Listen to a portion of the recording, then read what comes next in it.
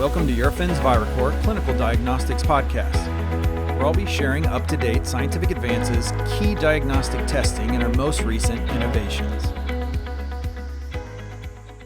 Welcome to our podcast. This is our fourth year hosting our live in-booth interview show, Transplant Radio. Our aim is to connect with the transplant community, a diverse group that includes professionals, donors, patients, and even doctors who are also recipients. If you'd like to be a guest on our show, you can find our email in the episode summary. Amplify your influence on Transplant Radio. Enjoy episode 6 of our 15-part series. All right, I'm Rob Harrell, head of commercial with Viracor, and today I'm here with Glen Kelley, one of the national leaders of Mended Hearts, and I had the opportunity to, a couple of times over the last couple of days, speak with him in and out of lines across the floor here at the World Transplant Conference. And I thought it would be a really great privilege to take the opportunity to sit down with Glen and chat a little bit about what it is that Mended Hearts really does and what it inspired him to join. So Glen, welcome. Thank you for coming. Taking time out of your busy schedule here, because I know you have a lot that you want to accomplish here as well. But for those that don't know, if you could just real fast, describe what Mended Hearts really is all about. Sure, happy to, and hello. Mended Hearts is about three things: patient support, education, and advocacy. Came about that because when you're a patient, you're learning of your disease, any type of cardiovascular disease and related condition. One of the things that can help be more powerful than anything is the power of connecting with another patient, and that's simply known as support. You learn from the other patient. In fact, the patient you might be visiting with might learn something from you as well, and they've both become educated through that process. Over the years, we've developed a tremendous amount of literature and resources to help better enable patients and their caregivers throughout this process, regardless of their medical journey. We started in heart many years ago and have expanded to many different disease states. This last part of this I talked about, support, education, and advocacy, is the advocacy piece. That's not just helping the patients in the group that you're with, on the Zoom call that you might be with, but helping the thousands and tens of thousands of patients across the United States, and in some cases globally. And we do that through advocating on behalf of the patients. We do this with many of our partners, and looking at what are specific areas in the healthcare legislative world and policy world which we can move a needle, which will better enrich our patients' lives. So that's really what Mended Hearts is about. We're a 74-year-old organization founded by 4 heart patients and a cardiovascular surgeon in 1951. That was out of Boston. And from that, we've grown tremendously. Last year, we closed the year at over 127,000 members. That's here in the U.S. primarily, but also in 73 other countries of the world. I got to talk to you and Al a little bit yesterday here at the booth about how your global presence is expanding. But let's go back to your relationship first with the organization. How did you come to find the organization? Tell us a little bit about your own personal transplant journey, which I know you could talk about it for hours. And then as you started to figure out that Mended Hearts could be so impactful in the ways that you just described, that you felt called to be a part of it. Yeah, thank you. My journey began 41 years ago. I was diagnosed with stage 4 Hodgkin's lymphoma in 1984. Not to age myself, but that was the week before my senior year of high school. I entered a clinical trial. Odds at that point were maybe 50%. It was successful. I went on to college, graduated on time, and then it came back my freshman year. In which case they said, well, we need to look at a bone marrow transplant. And at that time, there were only 4 autologous transplant centers in the country. This was before stem cell. So went and had that. It was successful, and I've been cancer-free ever since. However, 17 years later, after just coming home from climbing Half Dome at Yosemite and a few other peaks to the east of here, in San Francisco. I wasn't feeling well. Felt like I had the flu, didn't know what was going on. Ignored symptoms. Thankfully, I was dating a nurse. She says, we're going to the ER. I don't need to go to the ER. No, we're going to the ER. Went to the ER, I was having a heart attack. Spent a week in the hospital, 98% blockage in my right coronary artery. That began my heart journey. That was in 2003. For the next 10 years, I had stents, more stents, and more stents until they couldn't stent any further. In 2013, that led to a single bypass on my right side. In 2015, I had been skiing up north. I was living in Minneapolis, which I did for 25 years, and was up north on a holiday weekend and was showing what I didn't know at the time were heart failure symptoms. Ended up back in the ER. Discovered, oh, yeah, we need to fix your heart again. So they replaced my mitral valve, my aortic valve, repaired my tricuspid valve, and performed a radical pericardectomy. And for those that aren't aware, a removal of a pericardium is no easy task. In my case, it had adhered to lung tissue. There was scarring from the radiation damage over the years. And so that was a 12-hour procedure. Afterwards, the surgeon said, well, a transplant would have been easier. But we didn't think I needed it yet. Mm-hmm. Turns out, as I healed, we discovered, no, I had a restrictive myopathy, meaning my heart was stiff. Because it was stiff, it meant it was slow to, it couldn't relax. I could not pump blood to the rest of my body. For those in the know, that I had HFpEF. So at that point, I began listing for transplant. These are the days where there were geographic inequities in the heart allocation world. And specifically, those were improved in 2018 as we continue to strive to improve policy around all our organ allocations. But at that time, there was a lot of geographic differences in how quickly one could get a heart. So I started waiting in-house. I was in-house for 7 months at the University of Minnesota, at which time they didn't tell me at the time, but I was 2 weeks from being delisted because I was deconditioned quickly. So they offered the opportunity to go to Baylor in Dallas, Texas. I flew down, wheels up the touchdown, an hour 58, med jet, had a flight nurse, had a flight paramedic, pilot, co-pilot, myself. Of course, I was a walkie-talkie, so they served me Diet Coke and pretzels. Upon arrival, a month later, I received a heart. Another 12-hour procedure that was full of many complications because this is the third time that my chest had been opened with all of its scarring damage before. So 40 units of blood later, and I made it through. I began the healing process, and then I coded. And then I coded again, and what they found is I had a leak, so they opened me up for what became my fourth thoracotomy. That was 10 days post-transplant. I also immediately went into renal failure, which I never recovered from. I spent 2.5 months in the ICU.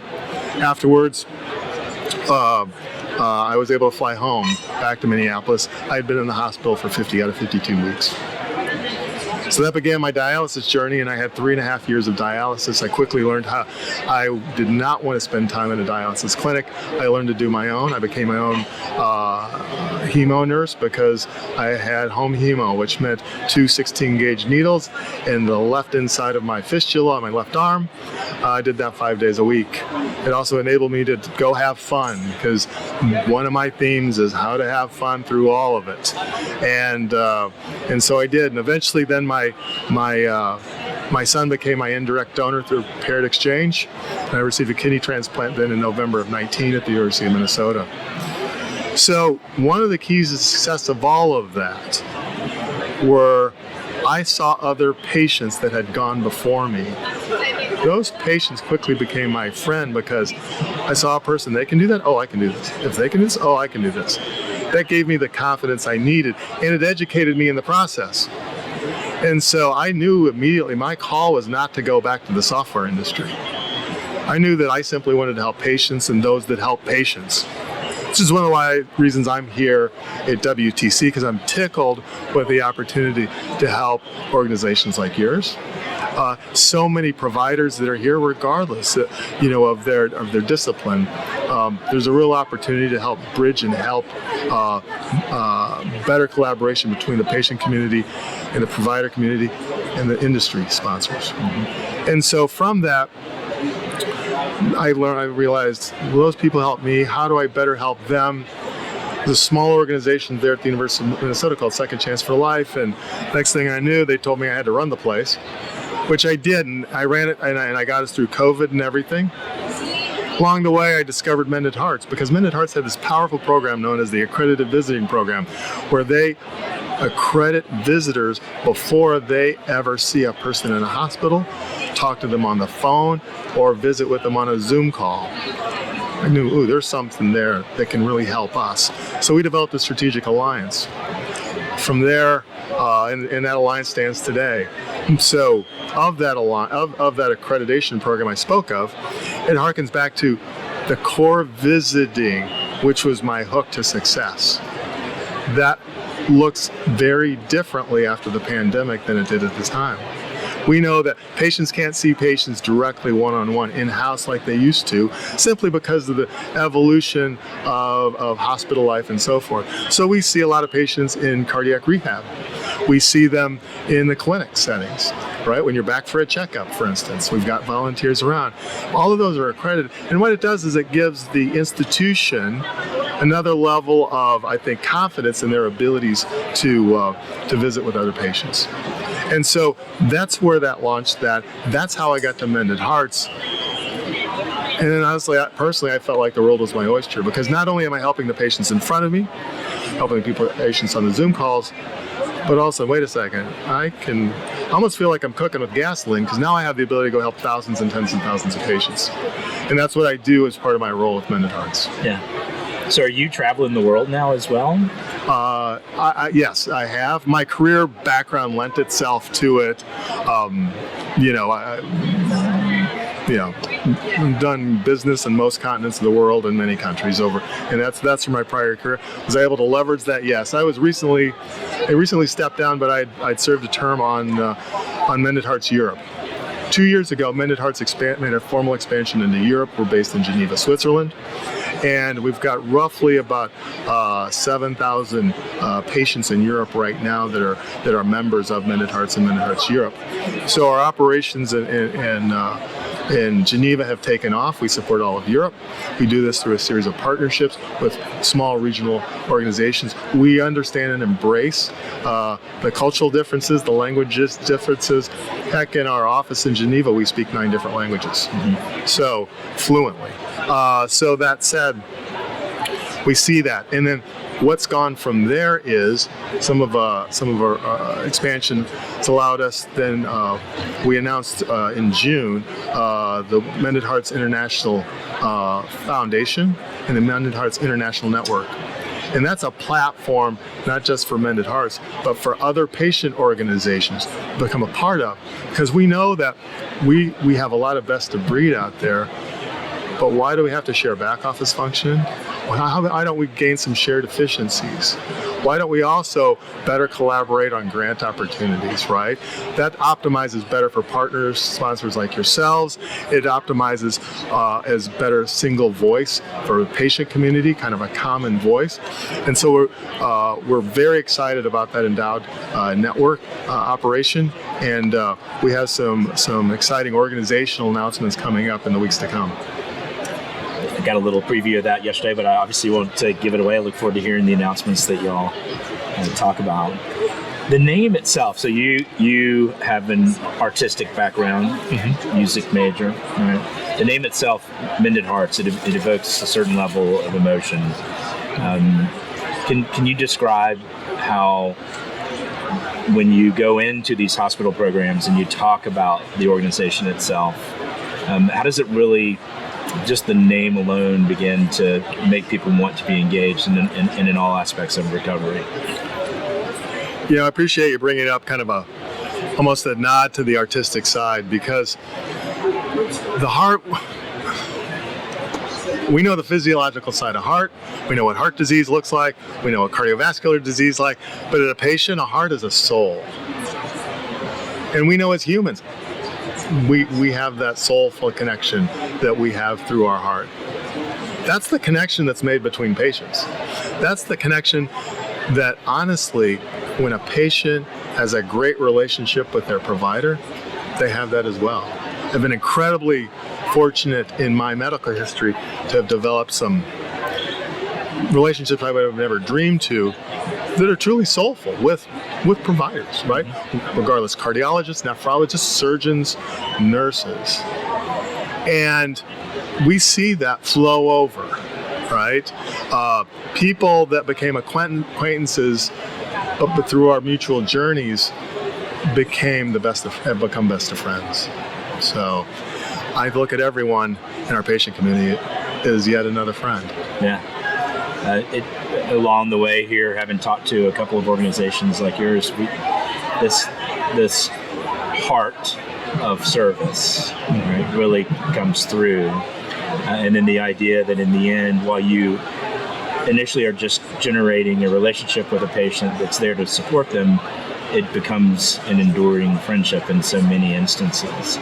So the importance of the hospital visit programs, you've just previously talked a little bit how that's been somewhat adjusted into the recovery locations and even into the clinician office spaces. How does that actually work? So how does somebody get involved? How does a patient get connected? How do they discover, right? So a few different ways. The traditional ways, in a hospital, you had a procedure. One of our visitors shows up at your room, says, "Hey, I heard you had a bypass." That's the way it was for decades. And that still happens today. We're in just over 600 different medical facilities here in the United States. We've got just about 200 groups around the United States. So we do that at a grassroots level. Patients find out just word of mouth. They see the literature, like in a medical center, for instance, handed to them by a visitor or not. And then, as we've seen the growth of social media, as we've seen the growth of really leveraging digital for good, we've strongly, how do I put it? We've invested in and we're seeing the results in our social media platforms. We're across 21 channels across the major social media platforms, and last year we reached just over 7.9 million people, patients, caregivers. These are the real people. That generates that awareness, so they understand. And then it's just the chocolate analogy. Have a little piece of chocolate. Ooh, that tastes pretty good. A little more. Oh, that tastes even better. Next thing you know, you got a bellyache. We try to keep away from the bellyache, but that's what it's like. People like to say, "Oh, you're drinking the Kool-Aid." Well, not really, but I can understand the analogy. Yeah, but why not? So, how many of your patients that you touch and actually get connected with the program then later on become visitors themselves? And then as you think about that, what kind of support, guidance, training, development do you give to your hospital visitors, your program visitors? And our leaders. I mean, we are a volunteer organization. And so I'll encapsulate training and education as a whole. We've been doing it for a long time. I'm talking about a little bit of this. What we've announced as part of the Mended Hearts International Foundation is Mended Hearts University. We're taking the programs and we're encapsulating into this university so we can have that focus. And by the way, because it's a separate entity, we've already been doing this, but we are training other organizations, right? Again, so in this case of like accredited visiting, we have leadership programs for what we call our chapters or groups. Every chapter has a president, has a vice president, and so they have a visiting chair, and they all go through training, right? And this is a training that an education that has evolved over the years. Further, for people that, I want to volunteer, I don't want to really go, I'm a little introverted, maybe a little shy, I don't want to go into a hospital, I don't want to, but I'd like to help. So when patients happen to call our 800 number or contact us via the website, I'd like to connect with somebody that has a certain type of disease state. Maybe it's from a certain kind of demographic. We'll make a connection. We have that ability. They'll call. First of all, get a live voice on the phone. Mm-hmm. There'll be a lovely Southern woman answering the phone because we'll That's our office. All Any number of folks. We wear a lot of hats down there. Yeah. And from that, we'll make a connection. So whomever they get connected with has been through not only the first accreditation, but they are reaccredited on an annual basis for training. Next, when we look to, maybe I'll talk to somebody over a Zoom call. They're trained. We have online support groups. We were surveying our patients a couple of years ago around heart failure, which led to our Empower Heart Failure, Empower HF program. And we started up online specific to heart failure support. And first month, got the feedback. They only had one complaint. We needed to offer it more. So now we offer it a couple times a month. That is run by a single volunteer out of Massachusetts. As the background, happens to be a local chapter president there in Massachusetts, and that is patient-led, patient-driven. Also occurs, one thing we haven't talked about, or what about the ages about the patients, right? When we support patients from prenatal through end of life, all phases of life, and so Mended Hearts is really focused in the pediatric world and the families and the parents in particular. But as we know, people are living longer. It's a wonderful thing that then what happens when the kids grow? They're 18, they're in their 20s, 30s. It's a very different type of support that's sought. Oftentimes it's not even realized that they could really use it. It does because you're thinking about family and careers. You don't want to go sit in a group with a bunch of gray hairs. So we've got what we call Young Mended Hearts. There again, that is volunteer driven, and that was a volunteer developed program that then we standardized, and that's run. And then of course the traditional Mended Hearts are for those 55 and above. So really, how can we right size that for a patient, their background, and in particular their caregiver? Yeah, that's awesome. Touching other disease states now too. Yes. Right. You must have some incredible stories about triumph, recovery, persistence, and resilience beyond your own, which is fantastic. So any stories you'd like to share that would inspire the listeners that you say, oh, this one really touched my soul? Yeah, thank you. There's a woman I know, a young woman, she's 35, she's a nurse. She developed cancer in her 20s. Out of the blue. Cured of cancer. Cancer killed her heart. She needed a heart transplant. She got cardiovascular disease from cancer, just like I did. I thought I had a rough journey. Hers was more rough. She might not have been in the hospital quite as long as I was, but I wouldn't have wanted to endure what she did. She made it through the other side. She was out, she was in, she was in, she was out. Probably the first 5 years of her heart. Eventually, started to develop renal failure. So she also was in need of a kidney. Now, she's unique in stature. It's hard to find something small because, when you're, and not just on the heart, but also on the kidney, because, pediatrics do get priority, right? As they should. So it was a troubling journey, but eventually they made the match. And she's gone back into nursing, just where she started and has continued throughout her health journey. And she does that, and she's single.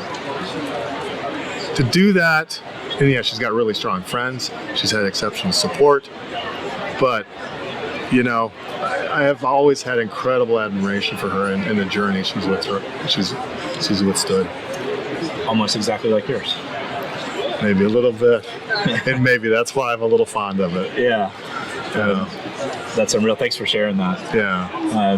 Many special people in the transplant world, all here to serve. Your program includes not just this coming alongside patients and caregivers and families with the little ones, but advocacy, like you mentioned a little bit earlier. So how does that work? What level of advocacy do you have right now, going even to the Hill? How do you see yourself in the organization working really hard to change what I think is one of the biggest barriers to really great, successful transplant programs right now, which is policy? How do you advocate at that level, and how do you see that evolving over the next few years? Yeah, thank you. I'm going to give a little history. I'm going to talk about it on a very laser-pointed scale, and I'm going to talk about it on a broad scale. I'm going to start on the laser side. So personally, I had been appointed to the OPT and Heart Committee, Heart Transplant Committee, a few years ago on behalf of Mended Hearts, and got involved in policy development right there at the source. I'm proud to say that I was on the subcommittee that developed the changes for Status 2 Heart, which now will finally go into effect in September. The policy development is long. I mean, that's its own podcast right there. Mm-hmm. But got involved there. Followed by time on LVAD, because again, we know it's not. There's an unfair. There's a disadvantage to those with LVADs in the heart world currently. And so again, served in the subcommittee, and then the committee to allow time on VAD to affect their status on the heart list. And so that's been officially approved by the board of directors, and it will be going into effect next year. Congratulations, great work. Thank you. Well, if I did that, they said, you need to think about the board of directors. I'm like, I'm not board of directors. No, you're surely thinking about it. I'm like, okay, I'll give it a try. So over a year ago, I was elected by the OPTN membership. Those are unfamiliar, that would be all transplant centers, histocompatibility labs, as well as the OPOs. So I was elected to serve as a patient representative on the OPTN board of directors. I just concluded that at the end of June. That allowed me to serve on the board. I was the first non-medical professional patient to serve on the MPSC. Incredible learning experience, if I might be so selfish, but I also allowed the patient voice with some of these critical investigations that have gone on over the last 12 months. From there, I was able to dabble in matching systems and all these other things, because I was like a kid in a candy store at that point. And so I'm not the only person from Mended Hearts that's involved in the OPTN. We have a person sitting on the committee today for Heart again. So that's that laser guided approach. Complementing that, we have something called our Action Network, which is our formal advocacy program, where we have a strategic partner relations firm in DC that's on the Hill every week. And we work through them. I shouldn't say through them. They work through us. But as we look at what are the patient priorities around the medical space, healthcare space, and those patients truly in need. And so we're very proud of that effort. We had a Hill Day earlier this year. We had 34 meetings. That's continued beyond the Hill Day. Personally, I've had 9 congressional meetings year to date with various congressional offices. My specialty, of course, is the world of transplant. But this doesn't stop there. We're doing work with 340B reform, both at the national and state level. We were delighted. We were part of the advocacy initiative around the Orphan Cares Act, which was part of the large bill earlier this year that passed. So many different legislation initiatives we identify, and then we go and we attack. We do that, and again, now I go back to the education of the volunteers in the organization. It's grassroots. They all go through advocacy training. And we have these advocacy champions from there. They go and do the OPTN work. They provide public comment as CMS, let alone OPTN, right? So it's both broad and deep. It's cemented in this education. We do quarterly educational seminars for our champions. We do monthly newsletters, so our membership knows what's going on the Hill, where we're hearing from them the initiatives need to be, and what the status is of that. Mm-hmm. So that's a little bit about our advocacy efforts here in the U.S. That's awesome. So what's the biggest hill you need to climb at the Hill right now, do you think? When you're saying we're attacking it, That's a great question. I think we all are have a concerned voice. Mended Hearts being part of, I think, a very large chorus around future state with policy and implementation around modernization with the OPTN. We believe that it is in need. We also believe that a very thoughtful approach needs to be taken. And let's not throw the baby out with the bathwater in the process. I think Dr. Rich Formica spoke on that earlier in the week here, in fact. And I think that's something that we're all very concerned about.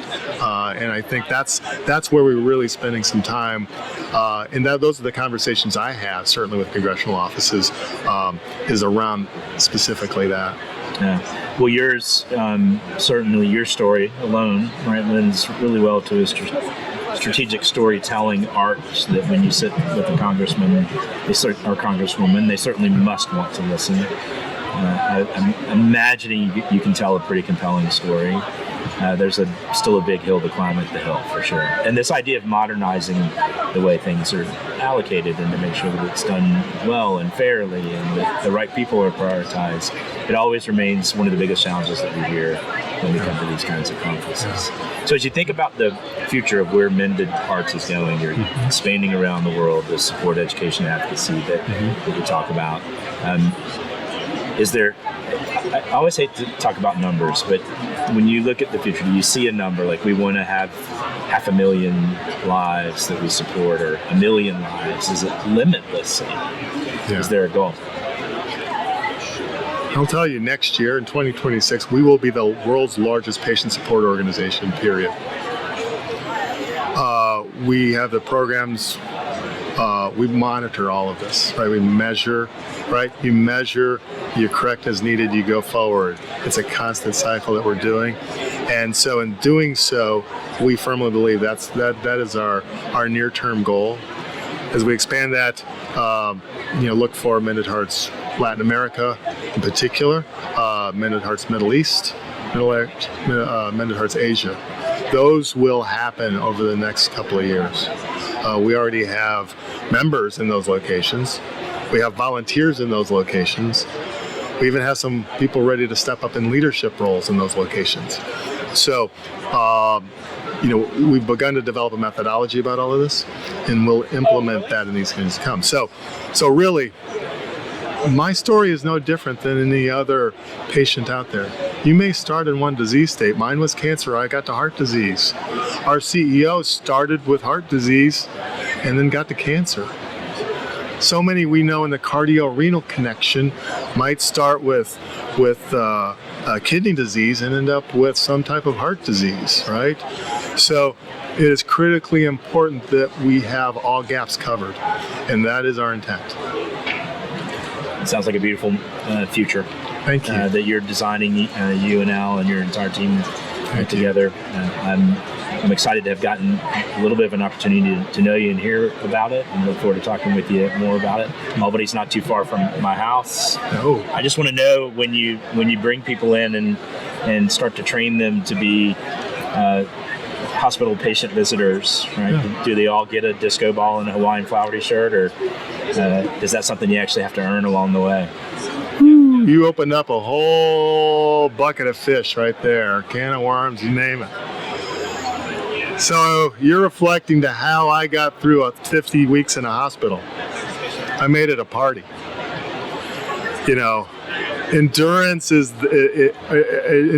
mandatory. How you do it, it's up to you. Mine was a party. I rolled into the ICU because, let's keep in mind, probably because of the old allocation system, I was in the ICU for 6 months. So that was a swan catheter. Patients usually get an exemption because their swan gets infected. Mine never got infected.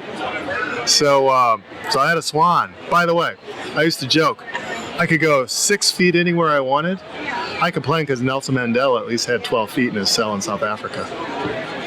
So what do? You make it a party. I rolled in a 42-inch TV because the TVs in the ICU were too small. I I rolled in my own whiteboard. Everybody got a whiteboard in the room. I wanted my own because I was running it like a project. I put together bucket lists, all those types of things. And then, New Year's was the thought. I'm going to have a New Year's party. I'd have a disco ball. I found a disco ball to hang off my IV pole, and it never left me my entire stay.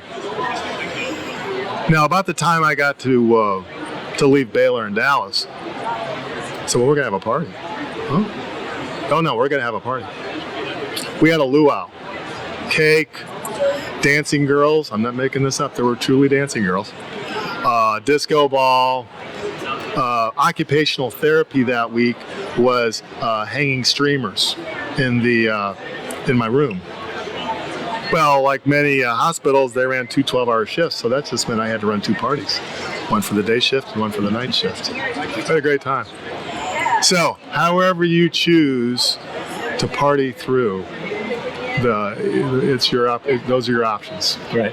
Yeah. You brought fun to your own experience, and you made it very evident in some of your previous presentations I had a chance to listen to.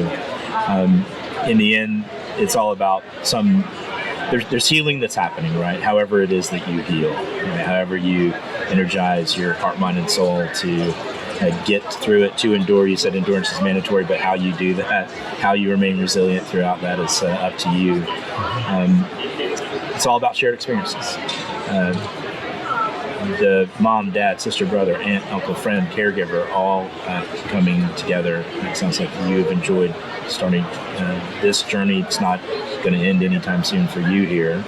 And so how do people that want to get involved get connected? And then how would you encourage them if they don't connect with you to just get involved? Sure, absolutely. We have a few ways to do that. First off, I think this is on social media, and let's make sure we tag Mended Hearts in the process. They can click Mended Hearts and get to us from there. Second, we have a website, mendedhearts.org. Third, just simply Google Mended Hearts. You can see an 800 phone number. You can call there, and Vicki might answer the phone. Or else it'll be Tammy or Amy. Or I could go on and off, but a staff member will pick up. So those are probably some of the simple ways to do that. You can fill out a form on the website if you'd like. You can follow us on Twitter, Instagram, Facebook, Blue Sky. Connect through there. You can also email, if you want to take a pen, info@mendedhearts.org. A live person will respond to that within the day for you. Very nice. However we can help. Very nice. Well, it's been a real treat for me. I really have enjoyed our times in the hallways here, sitting here in this booth with you. Good to get to know you. Look forward to staying connected with you, and I hope you have great success in the coming years. Thank you, Rob. I appreciate it. It's been a treat to get to know you. I always look forward to conferences. This is my first time at WTC. I've been to other transplant conferences in the past. I walk into this place excited because who's my next friend? Yeah.